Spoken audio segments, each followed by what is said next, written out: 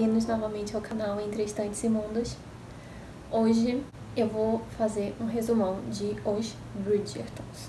A autora se chama Julia Quinn. Ela tem outros romances de época, mas eu só li duas sagas, vamos dizer assim. A série Os Bridgertons, como eu falei, é uma série de romances de época que se passam em 1800. Os Bridgertons são uma família, uma das famílias mais conhecidas na Inglaterra, na sociedade da época deste livro, compostos pelos integrantes da mãe, do pai e os seus filhos. Em todos os livros tem a árvore genealógica da família Bridgerton. Então, nós temos a mãe, o pai, a mãe Violet, o pai Edmund e os filhos. A árvore genealógica, claro, está organizada do mais velho ao mais novo, mas os livros não seguem a ordem genealógica deles. Na verdade, a saga começa pela Daphne. E na árvore genealógica que vem nos livros, eles explicam embaixo qual é o livro relacionado à pessoa da árvore genealógica. Eu acho isso genial. Então, o mais velho seria o Anthony, o segundo mais velho, Benedict. Logo em seguida vem o Colin, depois a Daphne, Eloise, Francesca, Gregory e a Hyacinthe, a mais nova. Então, o livro 1, com o título Do Que Eu, fala da história da Daphne com o seu casal, que é o Simon Basset. O Simon Basset é o Duque de Hastings, por isso o título Do Que Eu. O Duque de Hastings, que tinha viajado pelo mundo durante 6 anos, volta para Londres e conhece a Daphne, amiga do seu irmão, do seu melhor amigo, que é o Anthony. O Simon tinha um plano de nunca se casar, porque ele nunca teria ter filhos, para nunca gerar uma descendência da sua família, porque ele tinha raiva do pai, do que o pai tinha feito com ele na infância. Logo, ele precisava de um plano para fugir das mães que queriam casar as suas filhas. Ele conhece a Daphne em um baile. Enquanto ele não queria casar, a Daphne queria casar. No entanto, os pretendentes que apareciam para ela ou eram velhos demais, ou não eram inteligentes o bastante, ou não tinham qualquer tipo de charme. E os que ela, de certa forma, se interessava só a consideravam como uma amiga. Então, juntando o útil ao agradável, o que não queria casar com a que queria casar, mas não conseguia pretendentes bons, eles fizeram um plano de fingirem que estavam juntos, porque assim, tanto ele iria fugir das mães que queriam casar as suas filhas, porque iriam pensar que ele estava com ela, quanto ela iria atrair a atenção dos outros homens de por que o Duque está interessado nela, por que eu não pensei nela antes. Então o plano é fingir um cortejo, só que ao longo do tempo os dois vão se aproximando demais e a Daphne se vê numa posição que ela tem que tentar esconder os sentimentos dela, porque ela sabe que o que ela quer no futuro, que é casar e ter filhos, ele não quer, então não adiantava nem insistir nisso. Desde o livro 1 já é apresentada a Lady Whistledown, que faz as crônicas no jornal. Aparecem trechos dessas crônicas a cada início de capítulo e que tem a ver com o que vai ser descrito no capítulo. Eu acho muito interessante isso. Assim como todos os outros livros, a Julia Quinn escreve de uma forma muito leve, muito engraçada, e você se envolve de verdade no livro. Quando eu começo a ler os livros dela, é difícil parar. O livro 2, com essa capa, com o título Visconde que me amava, o livro começa falando sobre o Anthony e a gente conhece mais profundamente esse personagem, porque fala da relação dele que ele tinha com o pai, que faleceu por causa de uma picada de abelha, como ele se via inferior ao seu pai, por ter sido sempre um exemplo, uma grande influência na vida dele.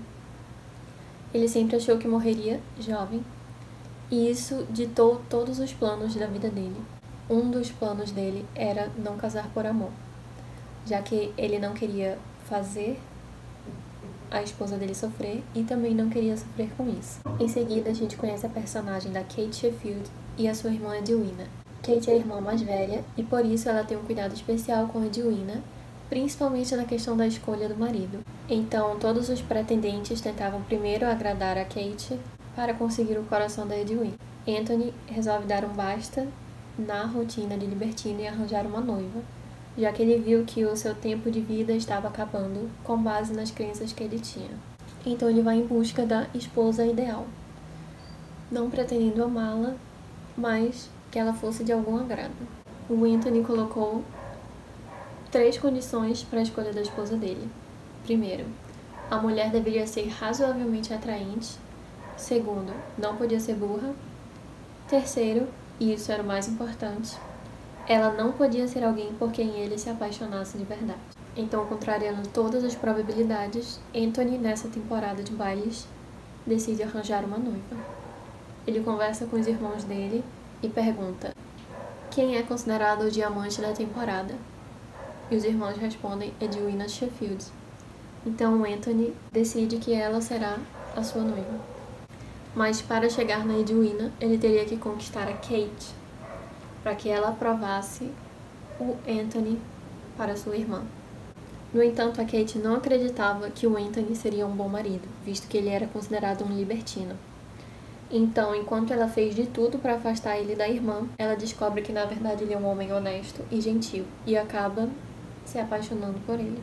Aos poucos, Anthony também percebe que está se apaixonando por ela, e mesmo negando que ele teria encontrado alguém que lhe amasse, os dois enfrentam os seus preconceitos e se casam. O terceiro livro, que é o meu segundo favorito, é sobre o Benedict, com o título Um Perfeito Cavalheiro, com a nova personagem da Sophie.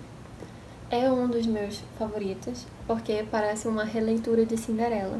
A Sophie sempre sonhou em participar desses bailes. Apesar de ser filha de um conde, ela é fruto de um relacionamento ilegítimo.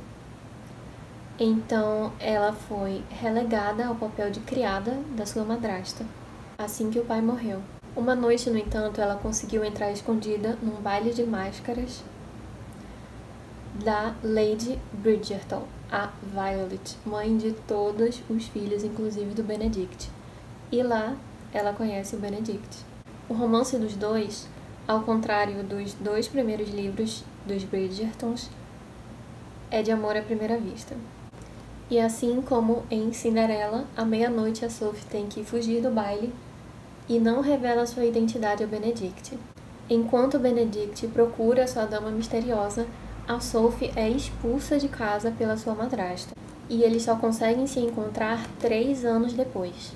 O Benedict salvou ela de uma situação com um bêbado violento, só que, por causa das suas roupas, da sua aparência de criada, ele não a reconheceu. Mas do mesmo jeito ele acaba se apaixonando por ela de novo, mesmo sendo apenas uma criada, e não aquela bela moça do baile de máscaras. Mas surge um problema. Um homem da posição dele não poderia se casar com uma mulher como ela, ilegítima, criada, serviçal. Mas ela também não aceitaria ser a sua amante, apenas a sua amante. Então fica essa dúvida para quem se interessar pelo livro. Eu gosto muito desse livro, é o meu segundo favorito. O livro 4 é sobre o Colin Bridgerton e sobre a Penelope Featherton. A Penelope sempre frequentou a casa dos Bridgertons porque ela era a melhor amiga da Eloise Bridgerton, a irmã do Colin. Ela sempre teve uma paixão secreta por ele. No entanto, como o Colin era bem mais velho, ele nunca reparou na Penelope.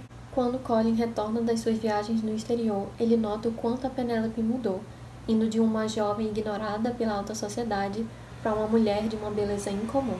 Então Colin, que sempre a viu como uma amiga ou a amiga da sua irmã, começou a se interessar mais um pouco por ela, a querer algo a mais. No entanto, cada um dos dois tinha um segredo. Então por isso o título, Os Segredos de Colin Bridgerton. Inclusive o segredo da Penelope foi revelado na primeira temporada da série dos Bridgertons, que ela era a Lady Whistledown. Esse segredo só é revelado nesse 4º livro, na história que fala sobre a Penelope. E sobre a Penelope Featherton. O 5º livro é o meu favorito. Para Sir Philip com Amor. Fala da história da Eloise com o Sir Philip. Eloise é a melhor amiga de Penélope, que teve essa história contada no livro anterior. Tanto a Eloise quanto a Penélope já estavam quase sendo consideradas solteironas, porque elas estavam demorando a se casar, tendo passado várias temporadas de baile, tendo alguns pretendentes, mas descartando a todos. A Eloise não estava preocupada com isso até que a sua melhor amiga se casou com seu irmão. Não que ela fique desesperada, mas ela começa a se perguntar se ela fez as escolhas certas de negar os pretendentes anteriores. E ela começa a trocar cartas com o Sir Philip.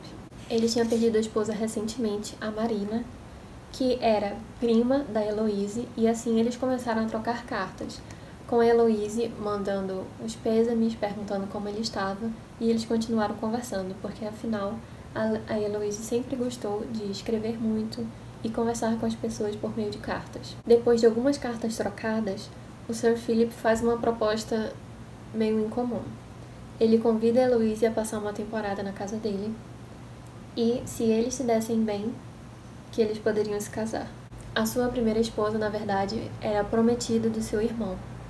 Como seu irmão faleceu, o Sir Philip, por honra, pediu a sua mão em casamento. Então eles se casaram, tiveram 2 filhos, mas a Marina entrou em depressão e nunca conseguiu ser feliz no casamento ou com os seus filhos, e acabou falecendo. Então o Sir Philip queria uma outra chance na vida, uma nova resposta, felicidade, ajuda para criar os filhos. E como a Eloise era a mulher mais próxima que ele tinha contato, ele fez essa proposta. Ela aceita a proposta, tendo em vista tudo o que está acontecendo, e ela pensa, por que não? Então ela vai pra lá, escondida, não conta pra família, só que chegando lá, eles se dão conta que não são o que imaginavam. Além de ser meu livro favorito dessa saga, foi o primeiro livro que eu li, então eu comecei a ler fora de ordem. Atrapalhou um pouco a conhecer os personagens, porque já tinham contado a história da Penélope, aqui entra no final da história da Penélope, cita os irmãos, e eu ainda não conhecia os irmãos, mas não atrapalha a entender a história da Eloise e do Sir Philip. O 6º livro, com o nome O Conde Enfeitiçado, fala sobre a Francesca Bridgerton e o Michael Sterling. O Michael se apaixona pela Francesca no mesmo instante em que a viu, só que ele conheceu ela no ensaio de casamento dela, e ela ia se casar com o seu primo John. 4 anos depois, o John falece, e a Francesca se encontra viúva, livre, mas ela vê ele como um amigo confidente, afinal era o primo do seu marido falecido. A Francesca vai mudando de ideia e se apaixonando pelo Michael. E claro, ele nunca esqueceu ela, então nasce um romance.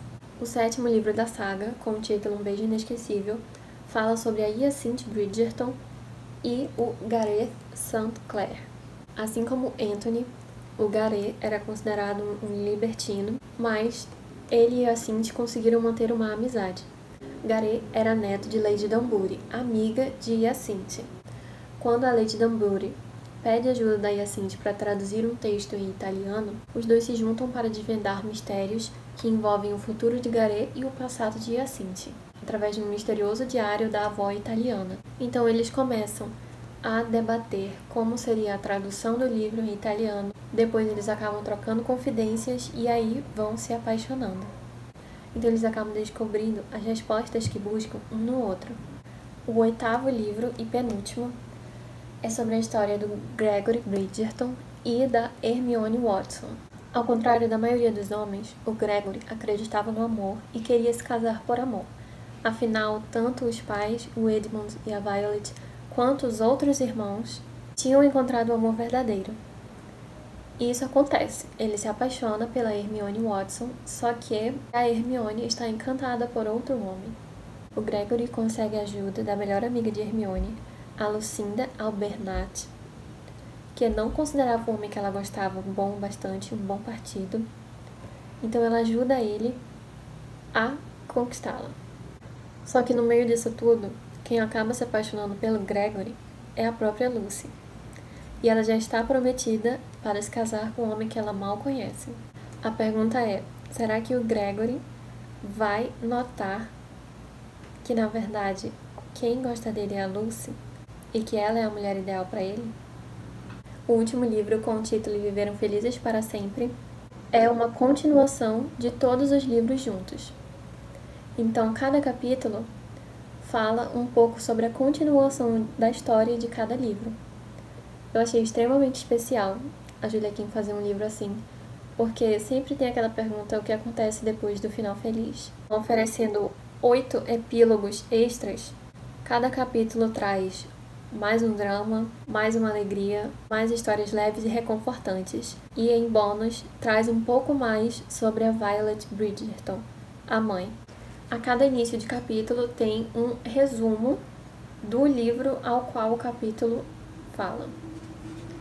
Então, o primeiro capítulo vai falar sobre o segundo epílogo do primeiro livro, o segundo capítulo sobre o segundo epílogo do segundo livro e assim por diante. Então, tem um resumo da história e em seguida tem o início do capítulo que diz o título do livro ao qual corresponde o capítulo e o segundo epílogo. Esse resumo do início dos capítulos dos livros anteriores é o que vai ditar a história desses capítulos, então é bom prestar atenção.